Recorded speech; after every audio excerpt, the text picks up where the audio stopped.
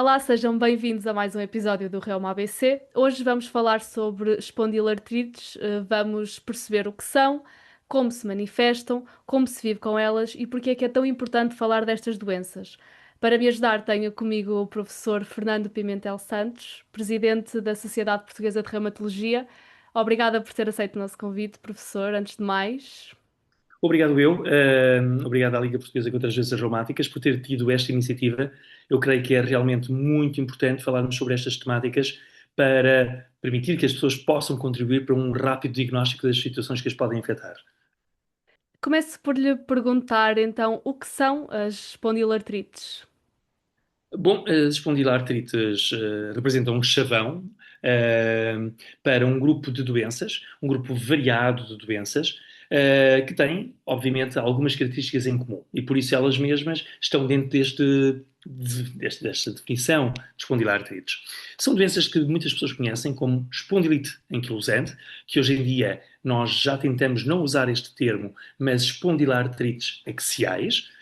São doenças como a artrite psoriásica, as doenças associadas às doenças intestinais inflamatórias, como a doença de Crohn ou colite ulcerosa, ou então doenças reativas. Reativas a um processo infeccioso, habitualmente do intestino ou das vias geniturinárias, em que existe de facto uma infecção e ao fim de 3, 4 semanas começam a aparecer manifestações articulares e são por isso denominadas artrites reativas.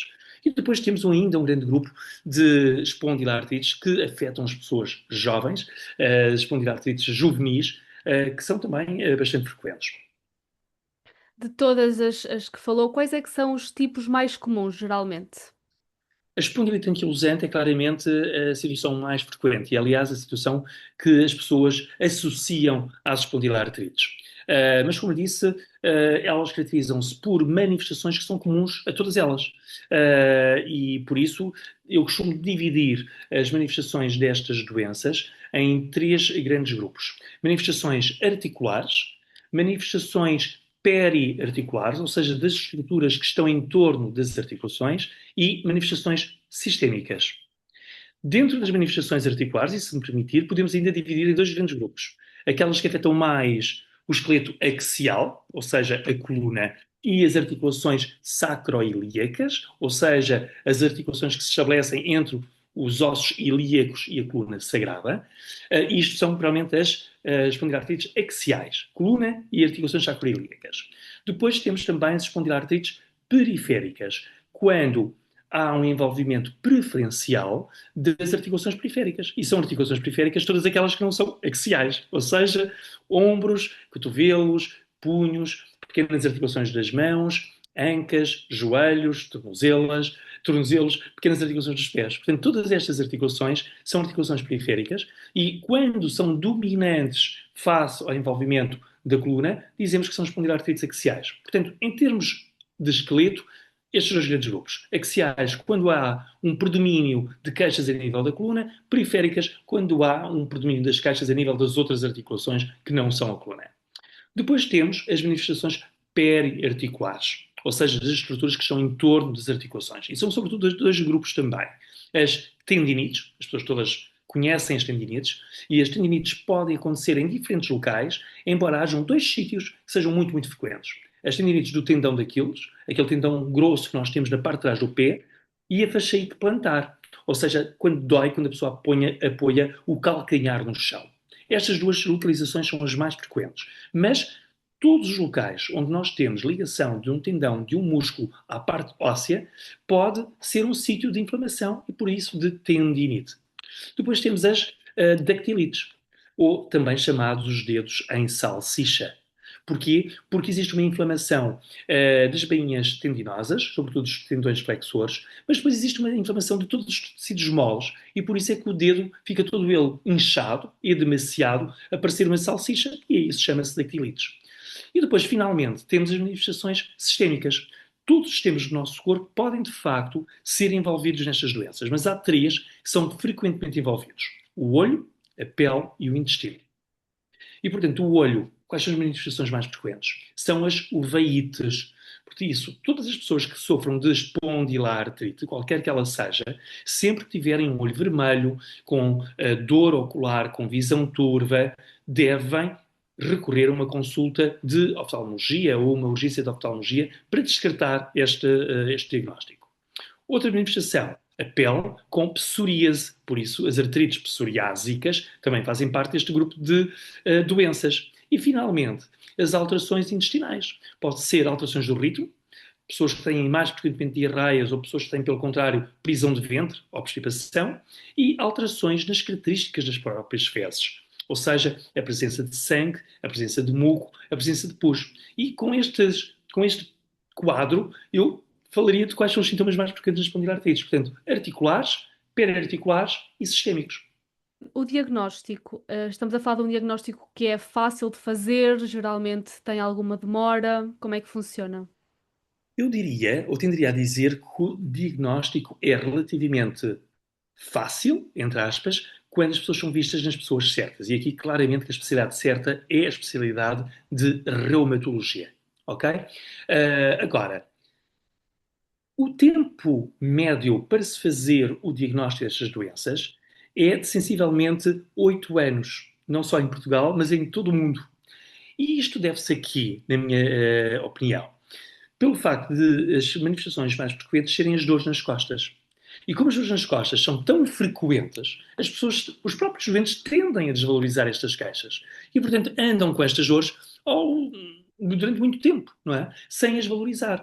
Até que, obviamente, caracterizando esta dor, se percebe que é uma dor diferente. Eu gosto de dizer sempre às pessoas que, para terem atenção, quando têm uma dor persistente numa região, qualquer que ela seja, tendam a perceber qual é o ritmo.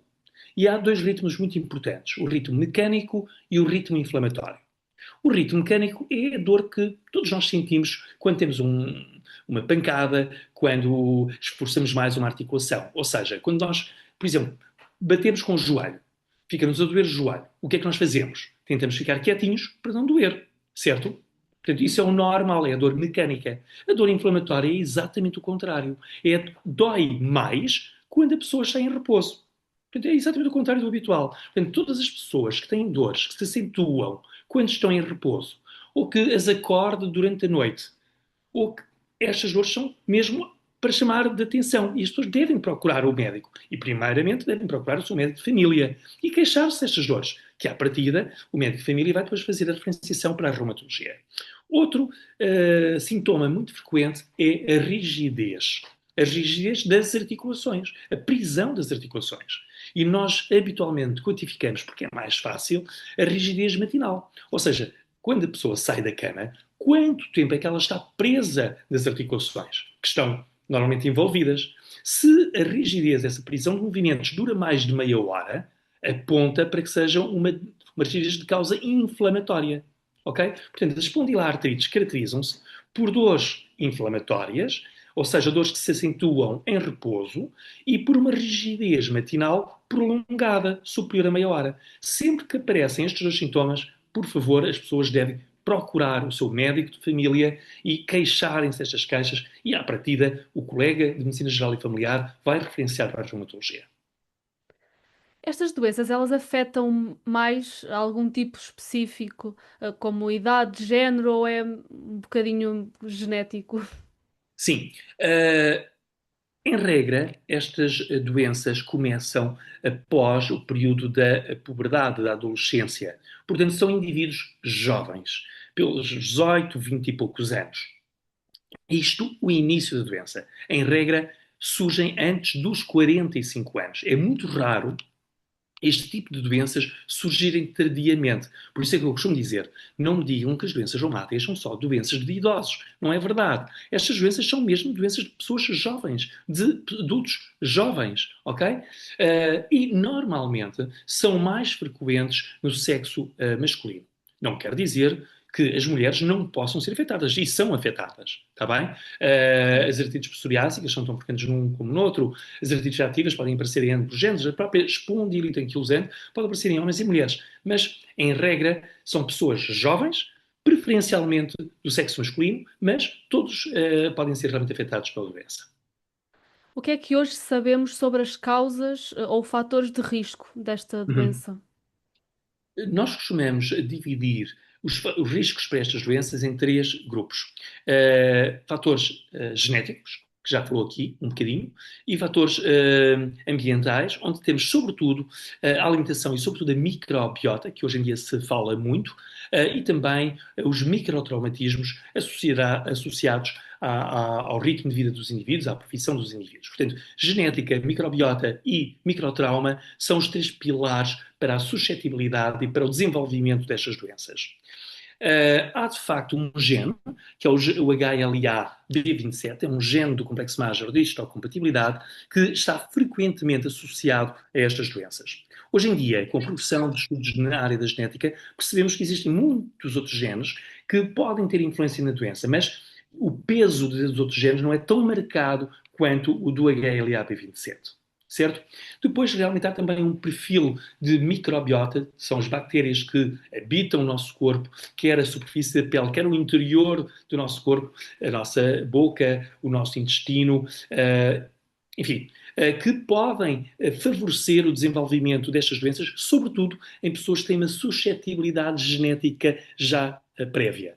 E depois está claramente entendido que os microtraumatismos do dia a dia, associados ao trabalho, aos nossos movimentos, podem também ter aqui um papel importante na manutenção da inflamação naqueles sítios de ligação dos tendões, dos ligamentos, dos músculos ao osso, que nós denominamos por entésias. Portanto, sempre que existem atividades que geram traumatismo, esses traumatismos condicionam a inflamação nestes locais e, no fundo, é como se fosse um propulsor da doença ou um agravamento, ou que haja agravamento da doença. Verificou-se, por exemplo, que pessoas para o mesmo nível de atividade inflamatória da doença, se estivessem mais expostos a microtraumatismos, tinham uma progressão mais rápida.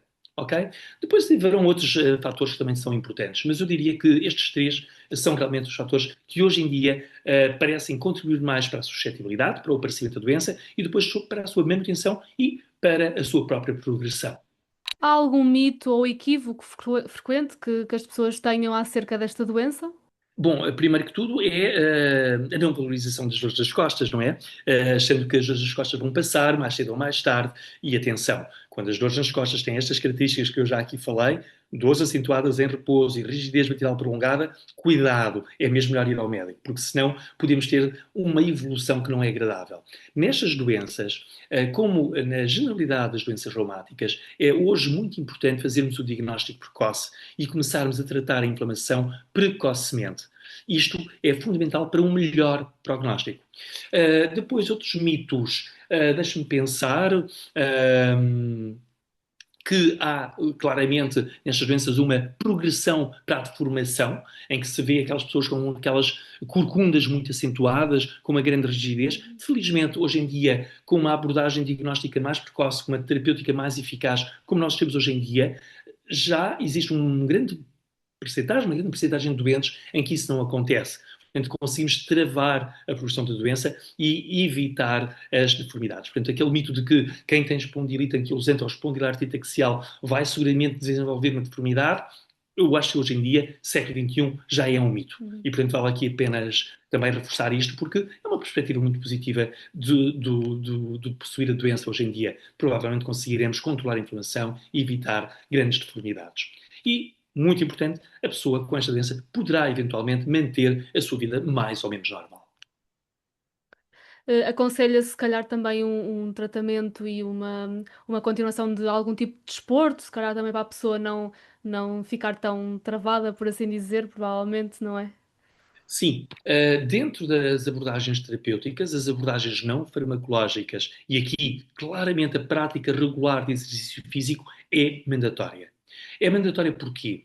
Porque sendo uma doença inflamatória, vai tender a causar por si só uma desmineralização do osso, contribuir para uma osteopenia ou uma osteoporose. E não só, há também um agravamento em termos musculares, fazendo com que a sarcopenia, ou seja, a atrofia muscular, ou seja, a involução muscular, aconteça numa fase mais precoce. E isto é terrível, porque se temos uma doença inflamatória e se temos associado a uma fraqueza muscular, isso sim pode contribuir para o aparecimento de algumas deformidades. E, por exemplo, se calhar também durante, anteriormente a esse diagnóstico, se for uma pessoa que talvez tenha uma vida mais ativa, se calhar também as consequências não serão tão visíveis, provavelmente. Sem dúvida, é mesmo muito importante a prática de exercício físico, não tanto para evitar a desmineralização óssea, mas sobretudo para manter uma boa massa muscular e uma boa função muscular. Se tivermos músculos mais fortes, vão ter aqui como servir de pilares, evitando as tais deformações das pessoas, seja a nível das articulações axiais da coluna, seja a nível das articulações periféricas. Por isso, a prática de exercício físico regular é fundamental. Agora, na prática desse exercício físico, evitar aqueles desportos em que existe muito impacto no solo, no chão, porque isso vai gerar microtraumatismos e, portanto, pode ter um efeito contraproducente. Portanto, é importante a prática regular de exercício físico, exercícios de carga, exercícios de flexibilidade, exercícios de equilíbrio, exercícios aeróbicos para manter uma boa performance cardiovascular. Tudo isso é importante, mas cuidado com os exercícios de impacto. Está bem? É uma ressalva que eu quero aqui deixar para que as pessoas tenham em mente. Prática regular de exercício físico é fundamental, mas evitar desportos de alto impacto. E a nível de tratamentos, quais é que são os tratamentos que neste momento existem e que são feitos com os pacientes? Uhum. Bom, eu costumo dizer que a parte não farmacológica é fundamental. Portanto, a prática regular de exercício físico é importante hábitos de vida saudável. Boas horas de sono, 7, 8 horas de sono por dia. É importante uma alimentação variada. Hoje em dia existem muitas perguntas acerca do tipo de alimentação que a pessoa deve fazer. Ainda não há evidência de informações muito específicas. Aquilo que eu costumo realmente, por enquanto, dizer é que as pessoas devem fazer uma alimentação variada, equilibrada, sem excesso de coisa nenhuma. Está bem? Evitar grandes quantidades de farináceos, porque têm grandes quantidades de amido, e realmente não parece que seja muito bom, mas a grande preocupação é uma alimentação equilibrada, variada, com um bom teor proteico, porque é importante a proteína para a manutenção da massa muscular, das características musculares, está bem? E depois, hábitos de vida saudáveis, em geral. Uh, o segundo aspecto é a terapêutica farmacológica. E é curioso que, em pleno século XXI, as primeiras armas terapêuticas para estes indivíduos são os anti-inflamatórios não esteroides. Existem vários anti-inflamatórios no mercado, os mais tradicionais, os inibidores da COX-2, portanto, que vão desde o naproxeno, a diclofenac, a acemetacina, a indometacina, até ao celecoxib, a torocoxib, enfim, vários anti-inflamatórios. Todos os anti-inflamatórios têm demonstrado eficácia no controle da dor. Há algumas teorias que dizem que fazendo anti-inflamatórios de forma continuada pode prevenir a ocorrência de anquilose, de fusão entre os ossos, mas enfim, hoje em dia, com a multiplicidade de tratamentos que existe, fazer anti-inflamatórios de forma continuada, atendendo aos riscos que eles possuem, seja a nível gastrointestinal, seja a nível cardiovascular, não nos parece ser uma boa ideia. Portanto, aquelas pessoas que precisam de anti-inflamatórios feitos de forma contínua e em dose terapêutica, provavelmente devem tentar encontrar outras opções terapêuticas. E temos, de facto, dentro das opções terapêuticas, os fármacos biotecnológicos, que devem ser considerados logo a seguir aos anti-inflamatórios, quando não há outro tipo de envolvimento que não o envolvimento da coluna.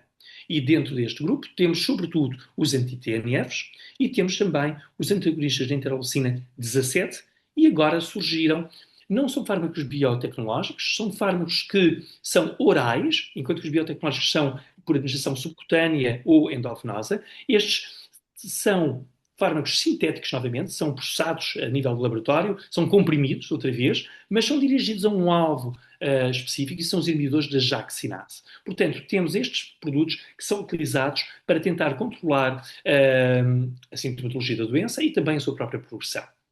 Quando há, porém, um envolvimento para além da coluna das articulações periféricas, podemos também considerar aquilo que chamamos os imunomoduladores tradicionais, que são utilizados em outras doenças reumáticas inflamatórias, como a artrite reumatoide ou o lúpus, que são, neste caso, a salazopirina e o metotrexato. Portanto, temos, hoje em dia, estes fármacos são muito importantes anti-inflamatórios e imunomoduladores que podem controlar a sintomatologia e a progressão da doença. Depois temos uma série de outros produtos que podem ser úteis. Analgésicos, relaxantes musculares, vitaminas, quando existem déficits de vitaminas, todos eles podem ser utilizados quando é necessário, quando a situação clínica o justifica.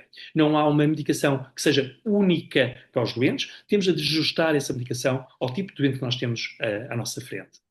Muito obrigada. Bom, encerramos assim a nossa entrevista, abordámos todos os temas, pelo menos os mais importantes, acho que há muito mais a dizer.